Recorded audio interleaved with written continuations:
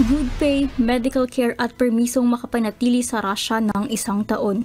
Ang mga ito umano ang inaalok sa mga migrant at asylum seeker na nagpupunta sa border ng Finland kapalit ng 1 taong army contract sa Russia upang lumaban kontra Ukraine.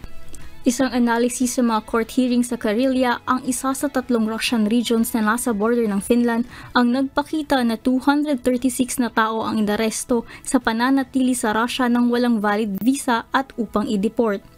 Kapag nahuli ay kinakailangan magbayad ng 2,000 rubles o katumbas ng 1,200 pesos at ang pagkakadetine habang nag-aantay ng deportation.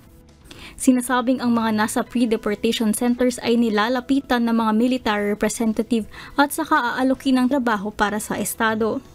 Maraming mga migrante ang nagpupunta sa Finnish-Russia border upang mag-apply ng refugee status sa Finland dahil sa destabilization campaign ng Helsinki matapos sumali ito sa North Atlantic Treaty Organization o NATO ngayong taon. Sa ngayon wala pang komento ang Russian Interior Ministry ukol sa mga paratang na ito.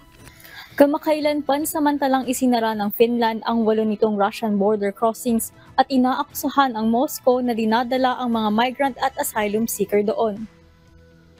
Sa nakaraang mga linggo, tinatayang nasa 1,000 asylum seekers ang dumating sa Finland mula sa Russia at ang karamihan ay nanggaling sa Somalia, Syria at Yemen. Plano naman ng mga otoridad ng Finland na buksan muli ang border ngayong buwan ng Disyembre.